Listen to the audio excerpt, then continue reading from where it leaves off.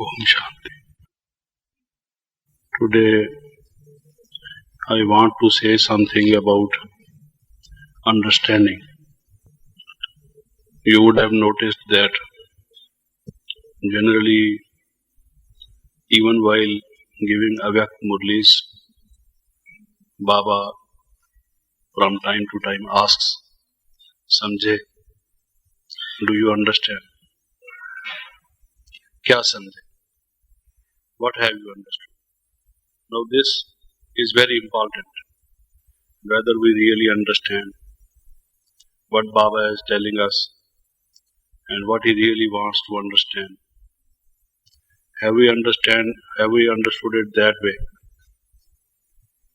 This is very important because the Murlis are the same, our teacher, our Sadguru is the same, but there is difference between the state of being of one person and another. I think one of the factors which makes this difference is how far we have understood and the way we have understood.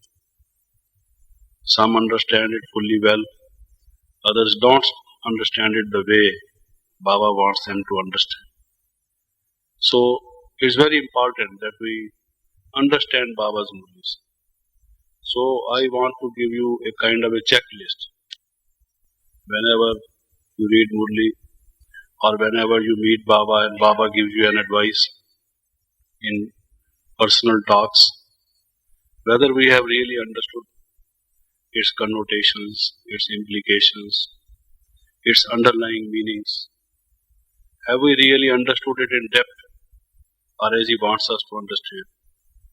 Else why should he ask, Samjhe, do you understand? And then he says, Kya samjhe? What do you understand? So he really tries to draw our attention to this. And in one of the Murlis he said, if your state of being is not good, your mind is scattered, it's not concentrated, then go on reading Murlis. Even if you don't understand anything, even if it's not helping you. And maybe that a point or two would be what would appeal to you and would bring you back on the track. Now, I think the meaning behind it is that when we go on reading even something when our mind is somewhere else, maybe that first of all from the negative we come at least to the common level.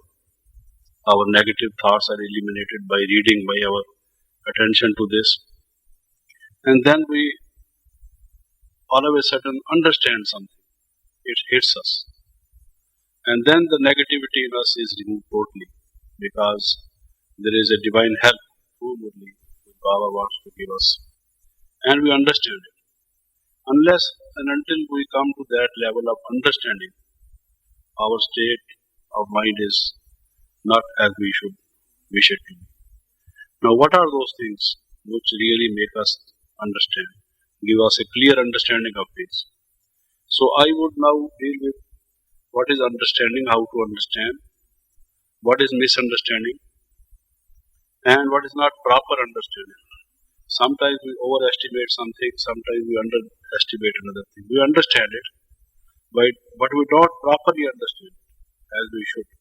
The understanding is not of a proper degree, maybe. And sometimes there is not only lack of understanding, but there is total absence of understanding. There may be also the reverse of it. And then after understanding, what is our reaction? Sometimes we understand it, but how we should react, that also is another question. And then I would divide this subject into two parts. One is how to understand what Baba wants to convey to us. The other is the understanding between brothers and sisters. When we talk to each other, when we work as a team, when we are as students at the center, our relationship with the teacher and ourselves as the student, there may be misunderstanding there. Why is it that sometimes we don't understand each other and there is misunderstanding, and that creates a lot of problems?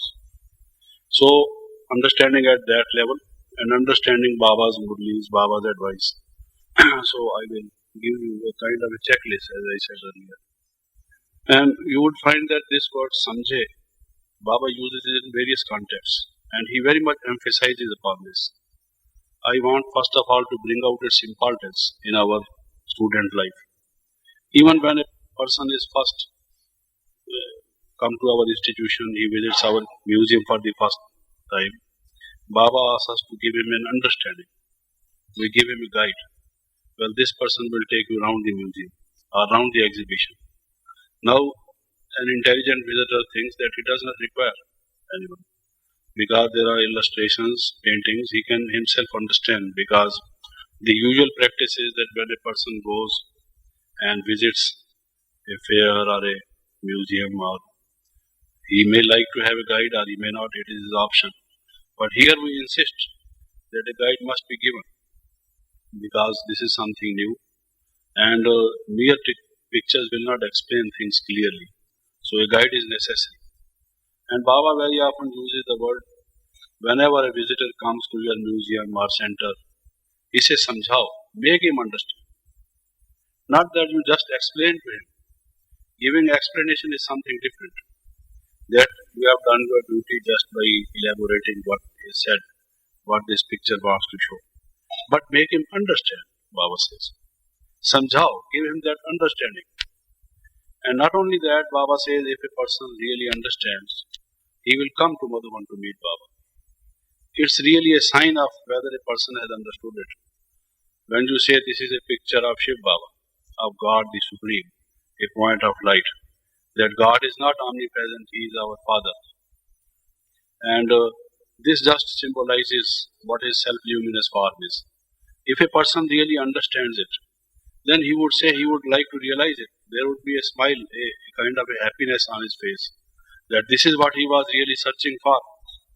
And it is for the first time that he is face to face with God. And now he understands what God looks like. But if there is no such expression on his face, it means we are just giving him explanation. And he is also superficially understanding it. It's not really understanding. Baba says even if you give him explanation of 2, 3 or 4 pictures, need not be that you take him around all the pictures in the museum. Give him understanding of 3 or 4. Even if he understands this alif and be, this alpha and beta, this A and B, even that is enough. These are the very important things which he must first of all understand. So Baba wants us to understand, he says it is education, it is not a satsang, it is a university. You are students. It is not just a lecturing or talk you are attending to, but something which should go into your head really. And then you should make others also understand. He gives great importance to understand. And very often you find that in the Murlis, he says that the present day world is bandarsama. It's like monkeys. They don't understand anything. He again draws attention to this, and he says even if a person is a scholar, a very learned person, and belongs to the intellectual class, the intelligentsia, but bandarsama, they are like monkeys and apes. They really don't understand. When they come to our... So what I was saying is that Baba says that people are nowadays of stone intellect. They are monkey-like. They are like apes. Even though they belong to the intelligentsia class, they do not really understand. I want to ask, why is it that they don't understand? When they can understand very subtle things, they have developed intellect, developed brains, and they have so much of information. Their memory is all right, their judgment is all right, so many qualities they have. In public life, they hold very high positions of great responsibility. And Baba says that they don't understand anything at all. And sometimes he says that they met hickory, as if there are pebbles in a box. Their intellect is like this. It's not full of gems and diamonds, their intellect, but it's full of pebbles and useless things like garbage. So why is it that he calls like this? And why is it that they can't understand when they can understand so many other things? So there must be some factors which determines. In the case of a person, those factors work and he understands. In the case of another person, those factors are not fully at play, or some of them are working, others are absent, and therefore he does not fully understand. And this makes a lot of difference in our own spiritual efforts. So I think we should fully understand, fully realize the teachings of Baba. Moreover, we feel that even our understanding is something which improves from day to day. It's not that as you understand the knowledge today, you understood it in a similar manner as you when first came to this institution, a number of years or a number of months back. So this is something which goes deeper. There is maturity which comes into our understanding also. So what is it that brings maturity? How our understanding also evolves from day to day. What are the factors again at play, so that this also should give us some kind of a hint that what we understand today requires to be renewed or refurbished or improved, because it's not that what we understand today we have fully understood it. There is still some margin so that we can understand it better. Therefore, there is the need of attending the classes daily, reading the Murlis daily, even the same Murli which we have read a number of times, because our understanding in itself evolves, it grows, it becomes more mature. It's not some kind of a static thing that it stops where it once was. It, on the other hand, improves as the time goes. Now, in the case of Baba's Murlis, what are the factors which we should keep in mind in order to understand him, and why is it that we understand him differently? Now, first of all, I think that we do not fully realize the attributes of Baba. Baba is called ocean of knowledge, ocean of peace, ocean of bliss, Trikaldarshi, one who knows the past, the present and the future, so on and so forth. But I think we do not fully understand the meanings, the implications of these attributes. So in his personal talks with us, when we meet him, or when we read his Murlis, sometimes we do not properly understand because we miss these attributes, or we do not understand them as we should. Take the case of this attribute of Baba, that he is Trikaldarshi. He knows the present, the past and the future. Now in his personal meeting with someone, with a brother or sister, now he says, will you come to Madhuban to meet Baba again? Or will you come here to have some kind of a training? Now this person says, and Baba asks whether you will have time, just to give respect to that child. Now suppose this person says, possibly not, or it seems to be difficult, or I don't think this will happen. Now Baba will not put this question. If Baba were an ordinary person, Baba is Trikaldarshi. He knows the present, the past and the future. And this question comes from him. And I should understand that I know even my future not as good as Baba does. And when Baba is putting this question, he means I can come. The circumstances will be such that if I try, it will be possible. But if on the other hand I say it will not be possible, this shows that this attribute of Baba, whom am I speaking to? That this master who is speaking to me, one who is asking me to do this, he is Trikaldarshi. I do not know myself, nor do I know the word Brahma, nor do I know the proper state of things that are going to come hereafter. It is Baba who knows them fully well. Even what abilities I have or what shortcomings I have, I did not fully realize unless these were given to my understanding by Baba himself. So, if I just keep it in mind that it is Baba Trikaldarshi who is saying this, and it can happen, there is possibility. Though it looks at the present moment that it is very difficult, I would say, why not? Surely I will come. And I can assure you that even if the circumstances would otherwise have been not so convenient that I could have come, if Baba asks me and I say the positive, things would become easy. I should know that Baba also helps. He is Kalyankari. He does good to all. And he says that I am a loving father. I am a kind father. I want that each one of you should get first class. Each one of you should pass with credit. And he is therefore going to help us, like a father or a mother helps. He is going to sustain us. If I keep in mind all these attributes of Baba, then I think my understanding and my response would be different. And if on the other hand I miss these attributes at that point of time, these are not manifest in my mind when I listen to these verses, my response would be different. And it makes a lot of, it has, lot of implications. To one who is almighty authority, whom the whole world is seeking, I am speaking to such a person.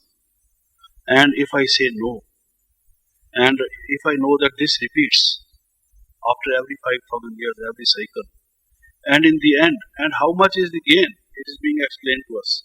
And how much is the loss if we miss this? And who is this person who is saying to us? If our response at this point of time, it is a very determining factor in our life. If we are just at the crossroads, you either go this way or that. Either you agree to this or you don't agree to this, and it matters a lot. So keep these attributes of Baba in mind, even when you read in Murlis.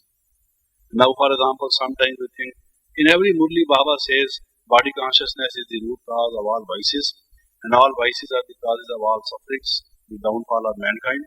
And this is being repeated in Murli after Murli. So, there is lack of understanding that one who is giving this knowledge, he has better intellect than we have. And if he is repeating, there must be need for it to repeat. We think that we have understood it again and again, and Baba is thinking that we are just like babies. And again he is teaching us the same lesson. We feel bored. If on the other hand, if we keep it in mind that Baba, he knows our betterment, how to bring about our welfare. And he uses all the best methods for us. Perhaps we need the spoon feeding. We need a perambulator sort of thing to help us to know how to walk, even at this stage. And he wants to put things into our head somehow or the other, because they are not going at the proper place. So, instead of thinking that he is doing it for our own betterment, if we on the other hand underrate Baba's place in the scheme of things, and think that he is repeating, as if we are not dullard, he is dullard, so to say. It is an insult. It is as a matter of disrespect. And as a matter of fact, we do not understand. And on the other hand, we think that Baba does not understand that we have understood it. Whereas the fact is that Baba says that you have not attained that stage of soul consciousness, even 20%. So there is the need of recapitulating, revision. Recapitulation is an important element even in secular studies, even in the teachings in school and college. The teacher recapitulates, the students also recapitulates. Then only things are retained in our memory. Then only they are coming into our practice. But on the other hand, there is reversion in our mind instead of appreciation and understanding its value, because our outlook is different towards that. And our outlook is different because we think that Baba does not understand. He told it yesterday also. If you remember that Baba told it yesterday, do you mean to say that Baba has forgotten that he told it yesterday? He has such a short memory. He does not know the past, the present and the future. If I, as a human being with my failing memory, who does not know even his past life, if I remember that Baba said this yesterday, does it, appear sensible on our part to think that Baba is perhaps forgotten that he has told it yesterday also? So, our whole response to Baba's teaching depends upon our understanding, and our understanding is determined by our keeping in mind his attributes. What is the nature of his attributes? Take for example, Baba says, then on 18th of January I will come again, or on 21st of January I will come again. These are the very special days. In a subtle way, it is an invitation. Such a highest authority, out of love, out of affection, out of for our own good, is inviting us. And even to a child, he just makes this specific statement will you come to meet Baba again? Suppose we say that perhaps we will not be able to come. Just look our level of understanding. Who is inviting us? It's a great privilege, a great honor. Don't we understand who is inviting us? We think of the economic conditions, we think of our money, whether will be able to pay the ticket, or whatever circumstances will be, so on and so forth. All these hindrances can be removed if we just feel intoxicated and think, who is inviting us? It's His grace. We have great fortune that He is asking us and telling us beforehand. Instead of making preparations beforehand and just waiting impatiently for 21st of January or 18th of January to come, when we will be here a few days earlier, we think, let us see what happens and whether we will be able to come or not. Why is this wavering of mind due to lack of understanding? There are such golden chances in life. Whatever the cost, whatever the circumstances, He is our most, when we sing that He is our most beloved one, the one who is taking us. Isn't it very often we say in songs, you have made us this, we have made us that, Baba Tera Shukriya. And Baba said, I don't want you to thank me. I want what I'm expecting from you. We are just in literal ways trying to thank Him for what He is making of us. But we do not realize what He is saying. And the last night, you remember, Baba said, no, not only thanksgiving in this way, but I will be more pleased if you do what I am asking for. So don't we understand? Therefore He asks, Sanjay, Sanjay, do you understand or you don't understand? Do you really understand? Because what is the reaction and how long it lasts, that understanding? And sometimes I feel that even if we remember His attributes, we remember one attribute and at the same time we do not remember another attribute. All Baba's attributes go together. They limit each other or they widen each other. All these attributes which are given to us are essential to know. Not only is Baba Trikaldarshi, but certain things Baba does not tell. For example, Baba knows that I will get some disease tomorrow. It may be a fatal disease. When I meet Baba, Baba does not give me this kind of a feeling that I may not be able to meet him next time because I am going to die. But He very much knows it. Now, it does not mean that there are certain reasons why Baba does not reveal. Baba says, if I begin to do this, then so many people will come, like they go to an astrologer or to a fortune teller. They would like to ask questions like this, what will happen tomorrow or a day after tomorrow or a year after. So He does not go into this. We should know Baba fully. And therefore Baba says, out of billions, out of millions, a rare soul knows me as I really am. A rare soul out of millions understands me as I am. कोटों में से कोई विरला ही मुझे समझता है. मैं जो हूँ जैसा हूँ.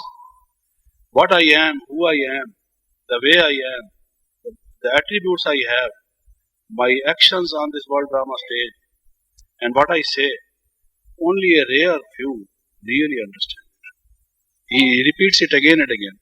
And this is mentioned in the Gita also a number of times, that very few souls out of this whole ocean, sea of mankind really understand it. And I think one of the reasons is that we understand or remember some of His attributes while we conveniently forget the others. Now, a teacher would, for example, meet Baba and say, Baba, thinking that Baba helps us, would demand some such a thing, would Baba, as one who does justice or one who does the give the benefit to all the mankind, cannot give to that because he does not do partiality. Perhaps I am asking for something which is not as beneficial to another soul. But Baba would be able to help me only when by helping me he is not putting obstacles in the ways of others. I have heard very often some making demands which would be satisfying to them, but which would be creating problems for others. And they think Baba is not helping us. They don't remember at this point of time that Baba is not only one who helps us or guides us, but he helps all. He cannot help me alone, putting obstacles in the way of others. So what I sometimes find is that we do not remember all the attributes of Baba. That he is kind and loving, but he is also a teacher.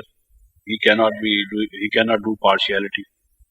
So if I think there is need of going into the attributes of Baba and just trying to find out how they, either limit one another or they widen their scope, and what are exactly their connotations.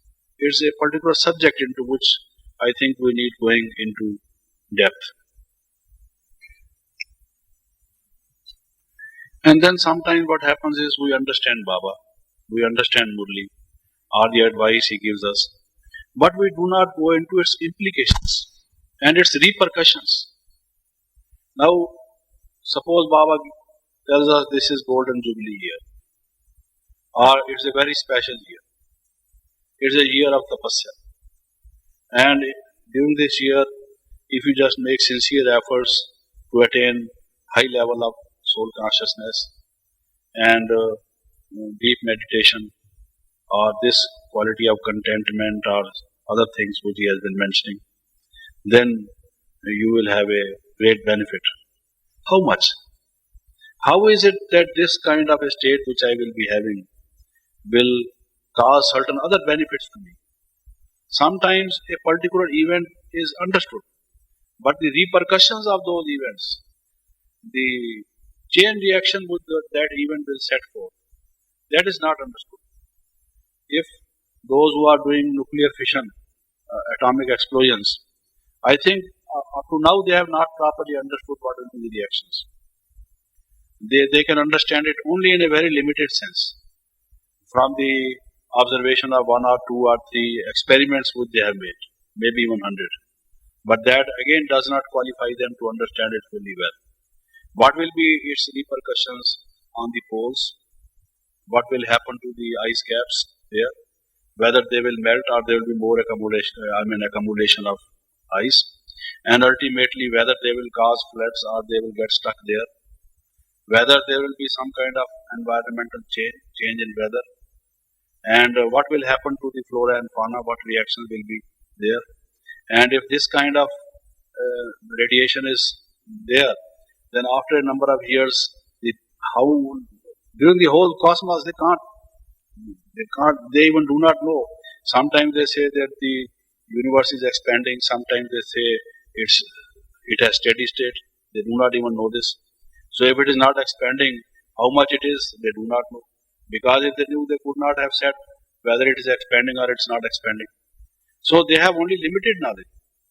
And with that limited knowledge, they do not know the quantum of repercussions and the repercussions. So what Baba says, what repercussions it will have. Suppose I do not make my state in this year, and I think maybe next year. This year I have another plan. Now, what repercussions it will have? What implications Baba's Murli has? I think it requires that I pay fully attention to this aspect also. So we just read the Murli, we understand sometimes what Baba means to say, the meaning of it, but not the implications and the repercussions of it.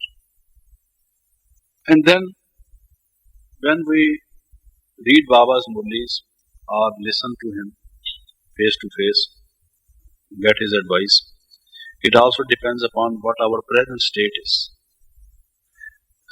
Sometimes it so happens that Murli changes our state, it changes our moods.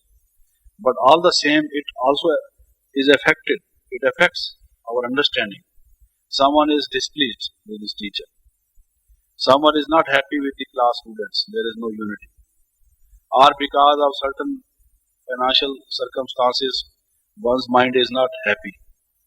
Now in that state of mind, one cannot understand things as they should be understood.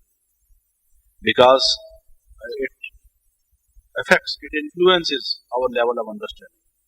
So I think when we know that our mood or our state of mind is not proper, is not normal, so to say, there is some kind of a disturbance, some kind of a pollution, then I need to go through that murli again, at least once again, when I am okay, when my state of mind is proper. Because I find sometimes when such a beautiful, wonderful murli is given to us, some would say, Baba has already given these kinds of things. The main thing is that we don't practice. Now, why they react like this? They are frustrated with themselves. Maybe they think that it has already been said, but it is very difficult to follow. It is something which is ideal being given. At this point of time, this person, because of his past experience, is not happy with himself, and therefore he reacts in this manner. Maybe if he achieves a little more success, or if he is in a happy frame of mind and reads this murli again, then this one will also appreciate, oh, it's really wonderful. So, we need not, therefore Baba asks us that we should repeat, we should revise this murli again and again. Because we as yet have not attained that constant state of happiness, or constant state of purity, or constant state of soul consciousness. Therefore, it is required that if our one state of mind is not good, then we should read it again, study it again. There may also be certain physical handicaps, in the sense that a person is feeling sleepy, or there is some physical trouble, fever, or gastric trouble, constipation, headache, toothache, some small or big diseases. I think as yet we have not risen to that level of soul consciousness when we can keep these totally under check. They don't influence us. They do influence our understanding. And I personally think that if we just read the history, many of the events were as they were because those who were involved, they were physically sick. The heads of the state, those who made decisions, political decisions, military decisions, like Hitler, for example, Mussolini, Stalin, they were sick people. 99% of them were sick physically. And I think if they were in a proper physical state, even then they would not have made the decisions which they made. One of the reasons was that either they had brain cancer, or they had some heart disease, or there were other kinds of patients, and they had such diseases which influence their judgment and their level of thinking. Very often we, while giving the benefits of meditation, say that it gives us a state of relaxation. It does not cause us psychosomatic diseases. It helps us to be relieved from them. These are some of the benefits that we have. But I think not only is it that it gives us a better state of physical health, but that better physical health in its own turn gives us a better kind of judgment and a better kind of understanding. If a person is not sick, not ill, when he meets someone, even an opponent, even an enemy, if he is in a happy frame of mind, to the proposals of the opponent, his reaction would be different. But if he is feeling dis-ease, which means he is not feeling easy, then he would react to the same proposals differently. Same happens when a person, for example, is sleeping. Now, one has been waking up the whole night, and Baba is telling us something very important. And I say, and while doing this, I say, you will find many, they are sleeping, but still saying yes. I notice it a many number of times, just trying to show that they are not asleep, they are awake, trying to tell others that they should not think that the person is sleeping. But from the drooping heads, it's quite evident they are sleeping. And they have not understood what Baba means to say. And they think they have understood. Similarly is the state of intoxication. Sometimes we are so intoxicated, even because of spiritual knowledge. Our state of mind is such that we are very happy. In the seventh heaven, you can say, we are. And I think even then we don't understand. Maybe we don't take it seriously. A little bit of seriousness is also necessary. And a little bit of happy frame of mind is also essential. There should be balance of that also. If we are an over jolly spirit, then also I think we don't understand things properly. There should be balance on this score also. Then one of the important thing is proper rapport. Everything will go over our head if we don't have the proper rapport with the speaker. It always happens. So, rapport, our level of understanding, some kind of a proper mental pardon. So, I think that unless and until we are soul conscious, what I mean to say is, take the case of hearing news from BBC or Voice of America. Now, if our wavelength is, if our radio, our receiving set is not on that level, then we won't get those news. We have to be on that meter, that wavelength. Now, similarly, if we really want to understand what Baba wants to convey us, then we must be soul conscious. This is the first requirement. And therefore is the place of meditation first before Baba's Murli starts. And sometimes we miss it. We just come at the last moment. We think that before Dadi comes, we should be there in our chair. And before Murli starts, we must be there. It's like a formality. And the first period we can miss. It's another thing that you are meditating somewhere else. You want to meditate in fresh air or whatever you like. But if we don't meditate properly, I think we don't understand properly also. Because the spirit of it you can catch only when you are withdrawn from the body. And Baba says this is something new in this Gyan, that here there is not a corporeal teacher teaching you corporeal beings, but the Supreme Soul teaching to you the souls. So he addresses you as souls, as when he says children, naturally souls as children. And Shiv Bhagwan Vach, he says, Shiv Baba said, this is how many Murlis start. So if we have this kind of consciousness that we are souls, and the teacher who is teaching us is the Supreme Master, God Himself, the Supreme Being, then our level of understanding will be better. And it will not only be understood merely at the intellectual level, but we will be able to have this inflow of knowledge from the Supreme Soul to the soul. This channel will be open. There will not be any kind of a blockade between this kind of a, we will be open to Baba's influence, we will be exposed to this. Otherwise, our level will be just low and many things will not be properly understood. And then I was saying one thing important is revision. If you just read any commentary on Gita or any explanation of the versions of Gita, many authors have said in the foreword that whenever they read this Gita again, they find new meanings. They discover new meanings. I think there is not perhaps a single commentary on the Gita which does not mention this. The author always says that the more he reads the Gita, the more meaningful he finds the shlokas, the verses, and there is deep meaning lying underneath it. And I think this happens with us also. When we read Baba's Murli works, it is our nature that all the statements, all the assertions are not fully understood in one reading, in one go.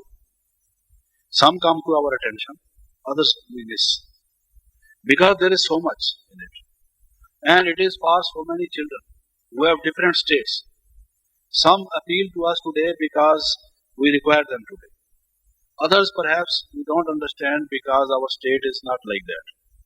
Others understand those statements because they appeal to them, their state is like that. But when we read it the next time, some student has put a question to us, and when we read the Murli, we find, oh, this was the best answer which that person asked us. Yesterday also we read that Murli, but we did not understand it as we understand it today. So there is a need of revision of Baba's Murli. And I think there is great significance why after Baba giving Sakar Murlis during his Sakar lifetime has given us this period of revision, even after he having become Avyakt. Because even those of us who have been listening to it again and again still need revision. It's an important part of understanding it fully. Then also churning. Unless and until we understand, churn over, take every statement. Don't take it simply at its face. Thinking that what it means is what it literally means. But what its importance is, what its significance is, why Baba says this, and how it fits into our spiritual efforts. Unless and until we do churning, you will find each statement of Baba requires churning. And Baba says Baba's vakyas, that is Baba's statements, are not mere statements. There are two in Sanskrit. There are two kinds of statements. One are vakyas, that is statements or sentences. The other are mahavakyas. Mahavakya means major statements, significant statements. And it depends upon the person, whether what he says is quotable quotes, some kind of proverbial truth, some kind of an eternal wisdom. Since Baba is full of that eternal wisdom, his every statement is a quotable quote. It's full of,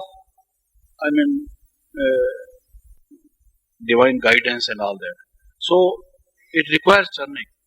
And I said that it is Mahavakya. Take the case of, for example, Baba says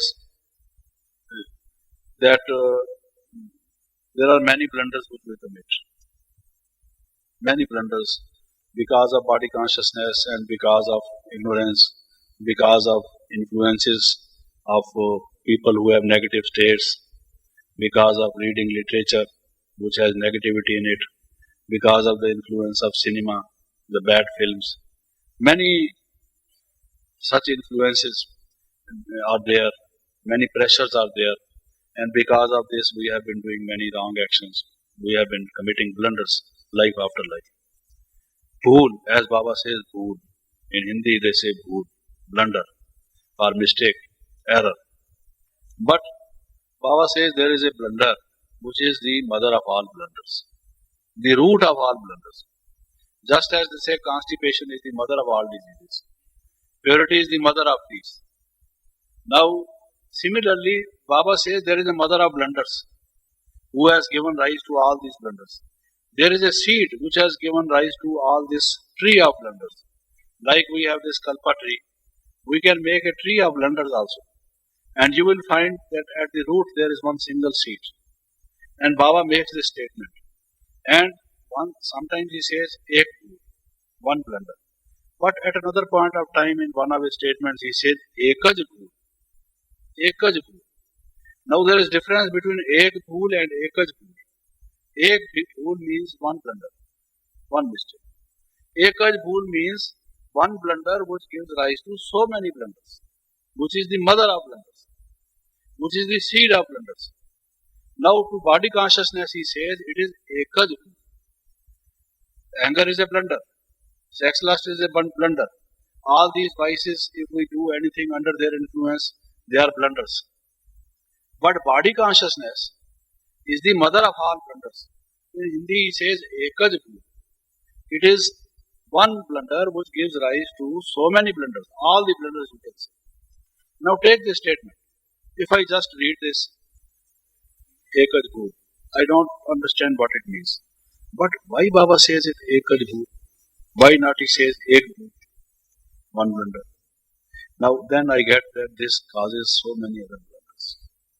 Similarly, you will find with any statement, if you take any statement, I will tell you that it requires churning and it requires cogitation. We must go into its depth. We must understand its underlying meanings. Very often we understand it superficially. We have not really understood it. Therefore, Baba says, out of millions, only a rare soul understands it as he should understand. Sometimes it is just a square peg in a round hole, sometimes it is a round peg in a square hole.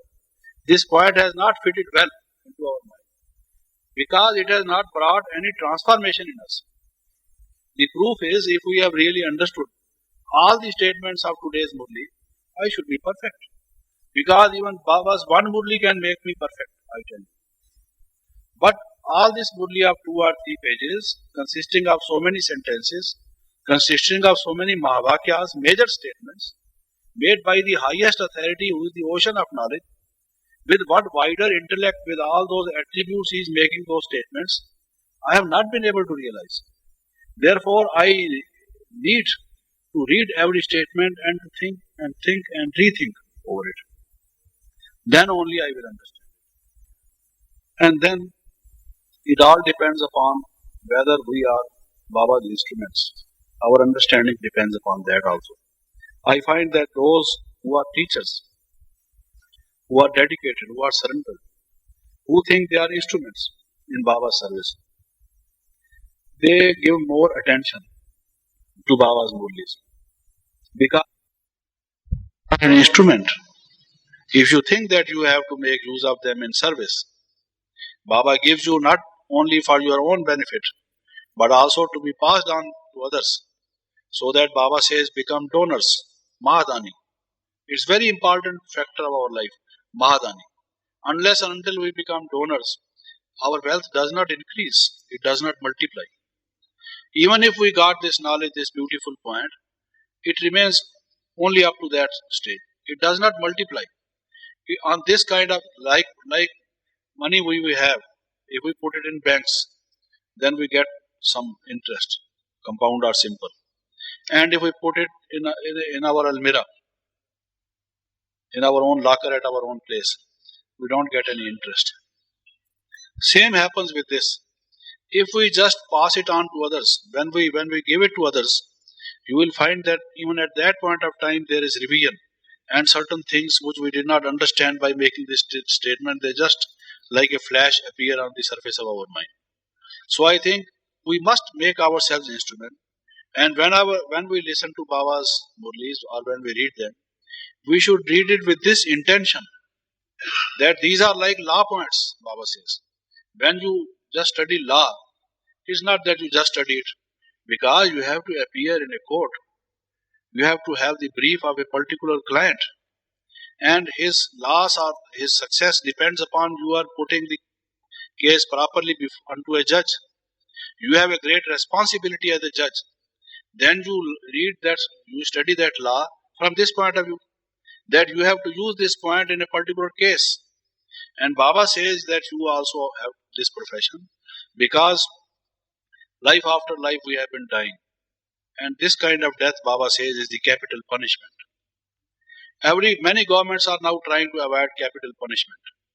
They say it is barbarous. But even if the government does not give a criminal a capital punishment, everyone dies. And this kind of death is capital punishment. The way a person dies because of disease or because of accident or whatever, it's very painful. And this is kind of a punishment. And this is the capital punishment. And Baba says you have to now give these points of knowledge to others to liberate people from this capital punishment. Like in a particular country, a person has been given capital punishment or is liable to be given capital punishment, and an advocate appears on his behalf. He has his brief and he gives law points saying, "My lord, this man did not do this. There is benefit of doubt, this thing and that thing."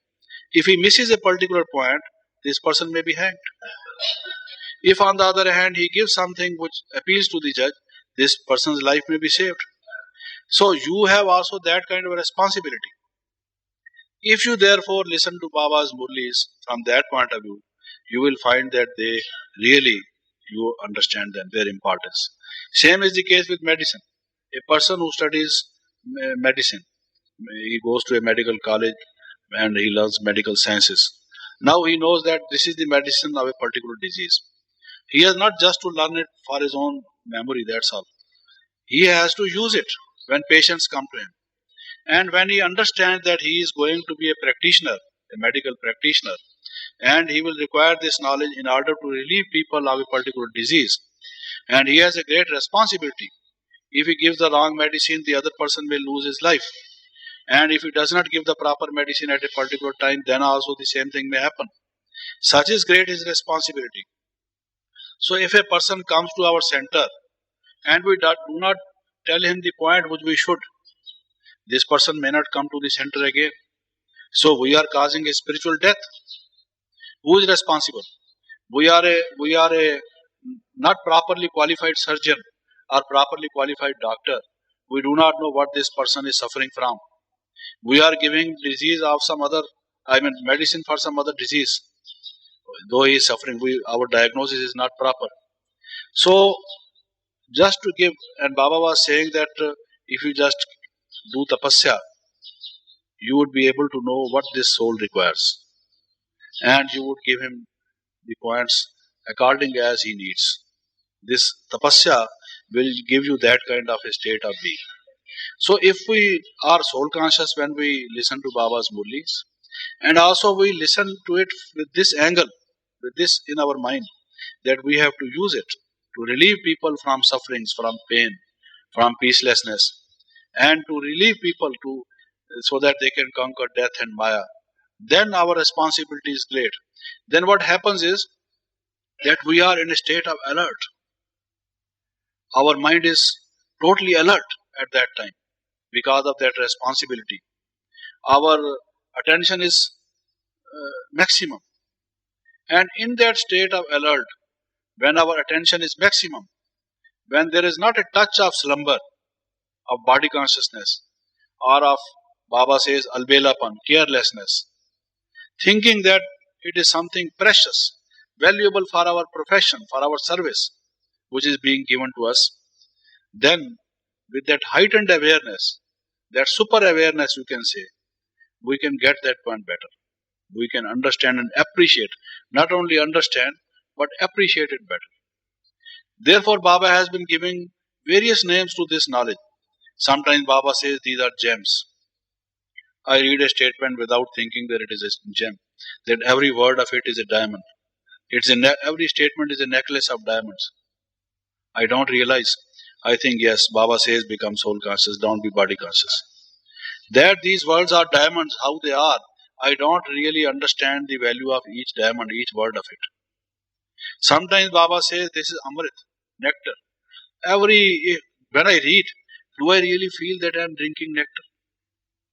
Every sentence I read that it's another sip of nectar, another drink of nectar, or another gem added to my treasure. If I do not really feel this kind of thing, it is because I am not an instrument. I am not having that heightened awareness. My attention is not fully to this. I don't really understand its importance, and therefore my level of understanding will not be as it should be.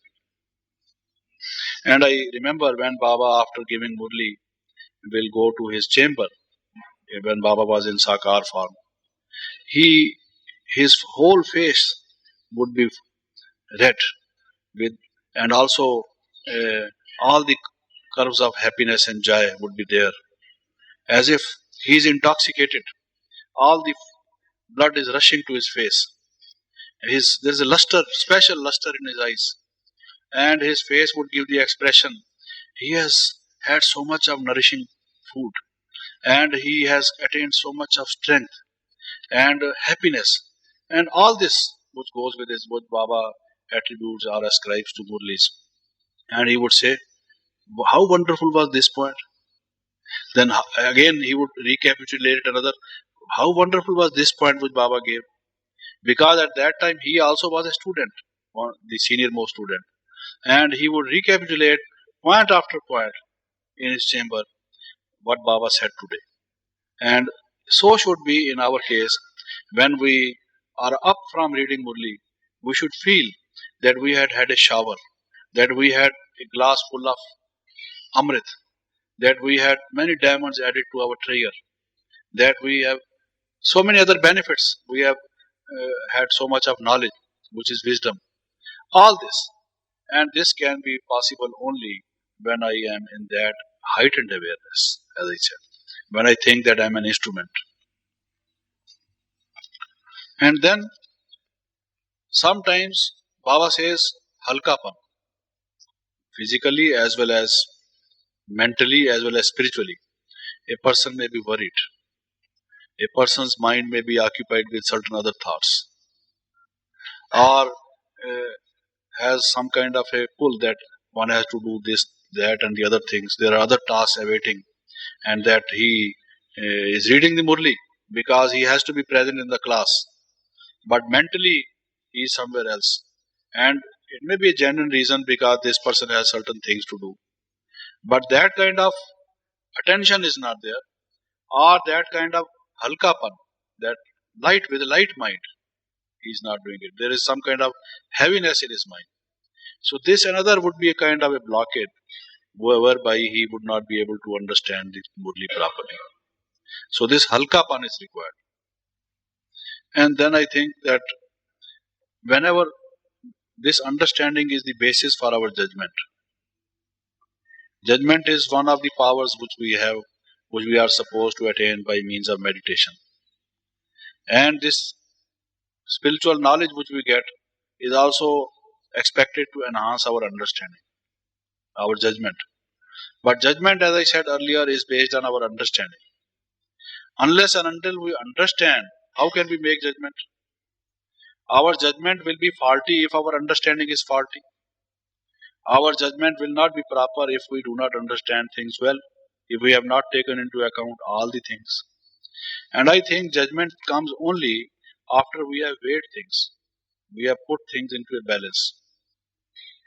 Unless and until we look to the merits and demerits, we cannot judge whether this thing is right or wrong. What do we mean by right and wrong? That if we do it, these are the advantages. If we don't do it, these are the disadvantages. So only after weighing, judgment is nothing but weighing. What is judgment? Judgment is putting things into balance and seeing which way the balance is tilted. And this kind of judgment, which thing is more weighty, or you can say in other words, which thing is more meritorious, which thing is more advantageous, that is what your judgment should lead you to. Which thing is more righteous. So it comes only after you understand the merits and demerits, advantages and disadvantages, the good points and the bad points, the plus points and the minus points. So when you listen to a thing or read a thing, know both the things, plus points and minus points. Unless or until you know the plus points and minus points are the advantages and the disadvantages, you do not understand it properly. What Baba is saying, what are the positive points? And if you don't do this, what are the negative points which will happen? Because things will not stay either at the zero level. When you have put something in the balance, and if you have not put the weights on the other pan of the balance, then, or if you have put less weights, something would happen. The arms of the balance would certainly move. They would not be in right angle. I mean, in 180 degree. So what happens is that when you listen to a thing, you first try to find out its merits and demerits, its pros and cons, its plus and minus points. Then only you really understand. And sometimes I think that when Baba says certain things, they may not be clear to us at this point of time. Because if I just look back to when I first came in Gyan, that this world destruction is coming, may not have been understood as clearly as it can be understood now, after say 32 years, even after 50 years. At that point of time, the result of nuclear weapons are the two world powers developing into two antagonistic power blocks. This kind of world situation was not very clear as it has emerged now. So many things which Baba says may at this point of time be not very clear to us. And we may perhaps think that we do not know whether this will happen or not. And I remember people, some of the sisters and brothers saying, destruction or no destruction, leave this point alone. What we are interested in is meditation. I say no. That there is a period of time fixed. And within this period of time, you have to get yourself liberated from all the past negative actions you have been doing. In this framework of time, these efforts can be looked at properly. If you want to understand Baba's knowledge, you have to understand every point, because it's a system. It's not that you can understand some points and you can say, let us forget about the other points. It is as a system that it means what it means. If you just miss even a single point of it, thinking that it is unnecessary, Baba is not teaching us anything which is unnecessary, or which you can say, well, if we do not understand this, it doesn't matter. It does matter. So therefore, each and every point has its importance, because it is connected with the other. And if you don't understand it as a system, you are not properly understanding even a single point. If you just show the eye of a person, you can't understand whose eye it is. You can understand it only when it is in the face and where it is. If you put the eye here, even then it can't be understood. The eye must be in the place of the eye, and the nose in the place of the nose. The ear should also be there. If the ear is chopped off, the nose is chopped off, and the chin is chopped off, only the framework remains and the eyes remain. You can't recognize the person. If you just take the, map of the world and just break it into pieces, small bits, even of various countries, and you just scatter them on the ground, nobody can make any sense. It is only when it is, the whole thing is there, the whole drawing of the map, that you understand this is North America, this is South America, this is this and this is that. Its whole geography, its climate. Unless and until the latitude, longitude is there, you can't understand its climate, its geographical, geophysical position. What will be the color of the people, what will be their habits, what will be their eating habits, so on and so forth. They are all connected, interconnected. You can't separate one from the other. Even the whole cosmos is, I think, connected. You just remove a single straw from its place, the whole thing will crumble down. I feel everything is at its proper place, as it should be. It is so, systematic. Same is the case with this knowledge being given by the wisest person, the Supreme Being. And during this period of time, whatever he has been telling, and the sequence in which he has been telling, and the degree in which he has been improving each point, telling us from day to day. Why he gives this murli today, why he did not give it yesterday, even that is significant. Why he tells us another thing tomorrow, not today. The murli which he gave us yesterday, he could not have given 50 years ago, because such was not the point of time. The circumstances were different. Its every word is meaningful only when we see it in the context of the space and time as it was yesterday. So it is a complete system, and its time, its place, its occasion, all things matter. It is in a particular context. Unless and until we understand its context, its framework, like you don't understand the latitude and longitude of a place, you can't understand its time and weather and other things. So happens with this. And if you don't understand a single point, I can assure you, if I just begin putting questions to you, you have not really understood the other points. Suppose someone says God is not omnipresent. I have understood this. And God is a point of light. He is in Paramdham. This point, Jagdish Bhai, I have understood very well. But destruction or not destruction, to me this point does not matter.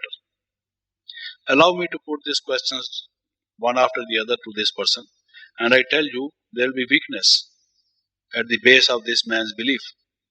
And he will ultimately come to doubt himself, because this person is missing another important point with which it is connected. You will find that his efforts are not as they should be, because he has not understood this. So don't say 5,000 years or maybe 50,000 years, it matters little.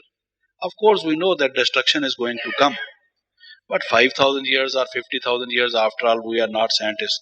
Baba is not teaching us geology or some these kinds of branches of knowledge. Forget about this. No,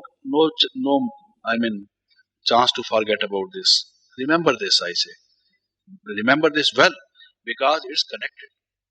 Everything is interconnected if you want to really understand it. So we must understand these things fully well and all connected and in that context. And what I was saying was that certain things cannot be understood today. It is because there are certain things which have which can make it clear. But those developments are not there so that we can understand today.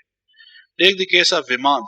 In our Indian texts, Sanskrit texts, the word Viman is mentioned, that there were some aeroplanes, some flying machines in the past. People could not really understand them as to what they were. The word was there, that there were some kind of flying machines whereby people used to fly. But what exactly they were, and I find that many Western scholars said that it is mythology. They did not consider them as a part of history, but they thought that it was mythology. And now that when they have invented various kinds of flying machines, one after the other, now people are able to understand the meaning of this word Viman. And so many kinds of Vimans are mentioned. And the more the variety of Vimans, aeroplanes we have nowadays, the better we are able to understand those texts as to what kind of Vimans they were. For example, in some the fuel used was mercury. How would mercury be used? One would be surprised. We generally use this petrol, refined petrol, and it would be impossible for us to believe that mercury could be used as the fuel, or some other thing can be used as a fuel. But gradually people are coming to realize, and when there is an invention and we read in the newspapers, then we appreciate, oh, the people in the old also knew these things. We thought that they used to live in caves and jungles and used to wear the barks. They ate the fruit of the jungles. They did not even grow crops. They were hunters and gatherers. This is how we think of them. But the more we understand in the light of the present inventions what they said, then we think that they were better than us. I know that many of the medicines in Indian system of medicine, now the West is turning to those kinds of medicines, which are actually some kind of juices from our fruits, from our grains, from our cereals, from other things, concoctions or things like that. Though our present system of medicine is altogether complicated, difficult, it causes many diseases and after effects. But previously it was thought that the Indian system of medicine is very crude. It was not developed because perhaps they did not have this kind of chemistry and pharmacology and all these branches of knowledge. So what I was saying was many points which Baba gives us today. I am just giving you this analogy, this example. This many points of Baba's Murlis we may not be able to understand fully well. It is because the world has not developed to an extent, or those situations have not come which should give us fuller understanding of it. So because of this reason, sometimes we do not properly, put faith in what Baba says. We say we do not know whether this will happen or not. Now Baba saying that from here you can do Mansa Seva. Now if there were no telepathy or these sorts of things, perhaps people would have felt that this perhaps is not possible. We could talk to someone on telephone. This one someone can understand. But how can we talk from here to a person over there in another country far away from us, one whom we do not know and he also does not know? He is not aware that we want to communicate a thought to him and such like things.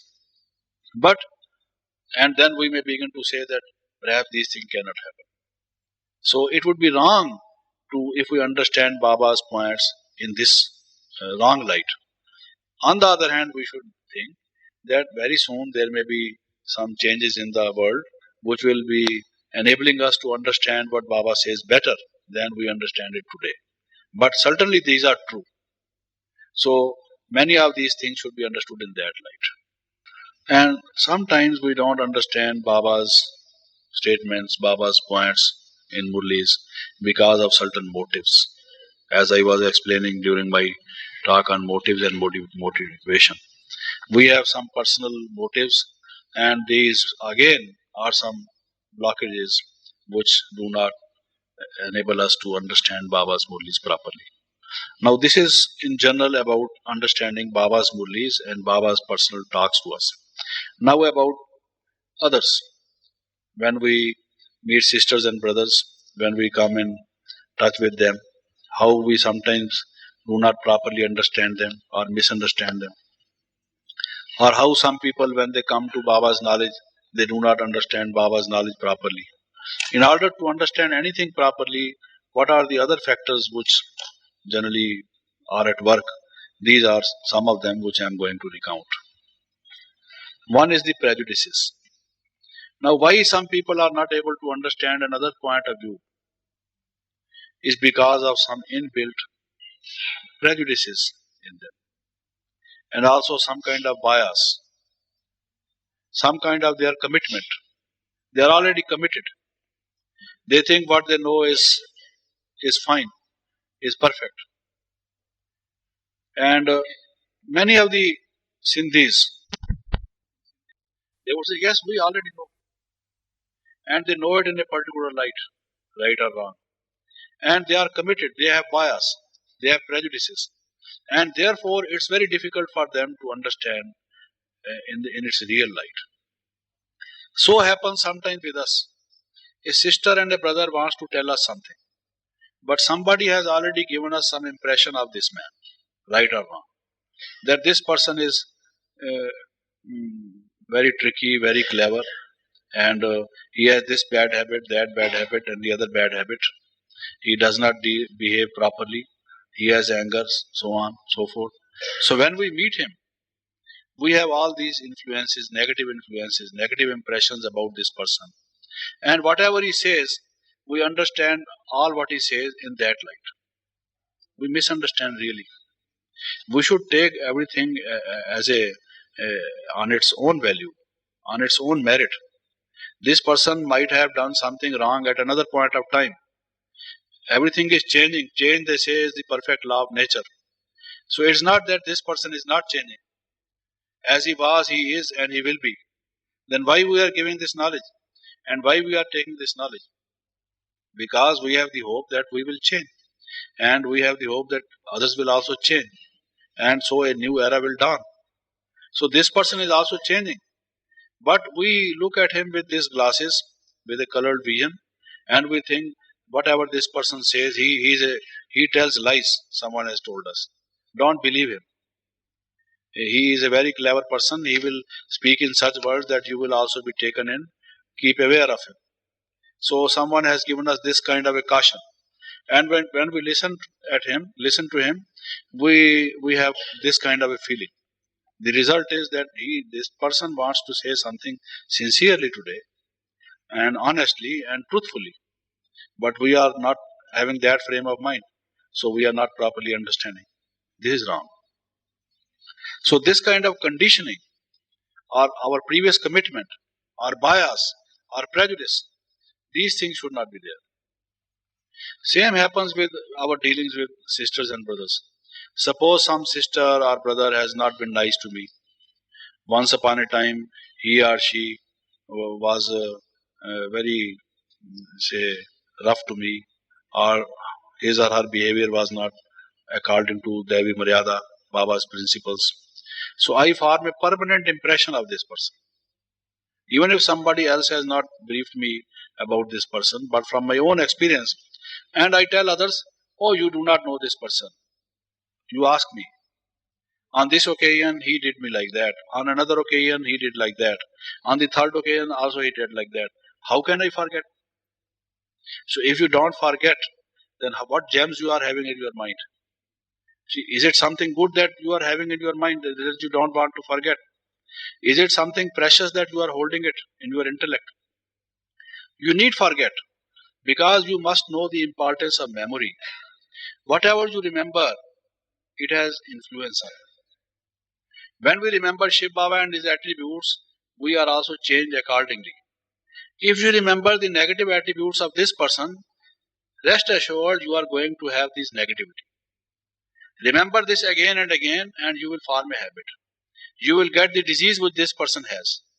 So if you want to be away from this spiritual, say, infection, then or contagion, what you must do is you must forget and forgive. Not forget and forgive simply because you must be great soul and therefore in the interest of that person you must forget. But in your own interest, you must forget. Because you must know that if you just remember a thing again and again, you inculcate, you imbibe, you change accordingly. And the same law is going to apply to you if you are going to do this. They say that there was a sinner, a great sinner, and there was another person who was a saint. People thought that he is a saint. He had the dress of a sannyasi. And the other person was a worldly person, a household man. And he had some bad habits. Now, this person who was a sannyasi, this hermit, he used to think that this person is bad. He has this bad quality, that bad quality. He is a man of bad character. And the other person who was bad, he used to pray to God. Oh God, you are gracious, you are kind, you are merciful, you are compassionate. I am a sinner. My Lord, I confess my sin to you. Show me the way, guide me, O light, O kindly Father. Show me the path.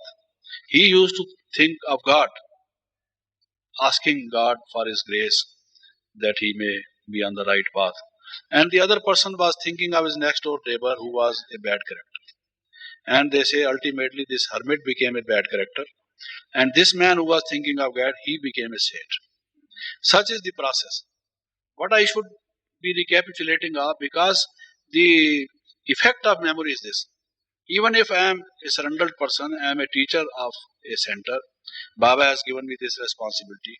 All the time I behave like this, I think like this. This student, he is always a problem to me. This person, I have told him a number of times, you don't do this, he does this. And this other one, he is not changed at all. He listens to Baba's Murli, comes to the class daily, but we do not know why he comes. He is not changing at all. So on and so forth. If I am aware of this all the time, instead of being aware that I am a point of light, I am pure and peaceful in my nature, that I am Shiv Baba's child, I tell you, a day will come when I will take his place and he will take my place. It is certainly going to happen. This kind of process. One cannot indulge in any vice. One cannot be influenced by any vice also if one does not remember wrong things. Such wonderful is this impact of memory or remembrance. Either you remember wrong things which you should actually forget, or you forget right things which you should actually remember. You are placing wrong things at right places, right things at wrong places. That is the great misfortune, the great blunder. If a person is influenced by sex, he remembers something. You just analyze it. If a person is angry, he remembers someone, or some event, or some occasion, some kind of happening. He does remember, without he cannot be angry. If a person is greedy, he does remember something. If there is a chance, I'll tell you that without remembrance or without memory, negative memory, you cannot do any negative action. So we have to be very much aware of what kind of memory we have. And this is definitely going to influence our state of being, our state of mind, our behavior, our character, our action, our state of purity. Such is the importance of this memory or remembrance. With this I would close so that you can take your dinner and then come back at 8:45. Om Shanti.